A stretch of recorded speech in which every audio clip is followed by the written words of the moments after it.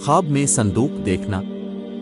حضرت ابن سیرین رحمۃ اللہ علیہ نے فرمایا ہے خواب میں کہ خواب میں صندوق عورت ہے، اور بعض اہل تعبیر نے بیان کیا ہے کہ صندوق خواب میں عزت اور مرتبہ ہے، اور اگر دیکھے کہ بڑا صندوق اس نے خریدا ہے یا ان کو کسی نے دیا ہے، دلیل ہے کہ اسی قدر عزت اور مرتبہ پائے گا، اور اگر دیکھے کہ اس کا صندوق ضائع ہوا ہے یا ٹوٹا ہے،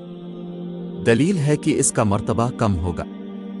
حضرت جابر مغربی رحمۃ اللہ علیہ نے فرمایا ہے اگر دیکھے کہ اس کے پاس پاکیزہ صندوق ہے،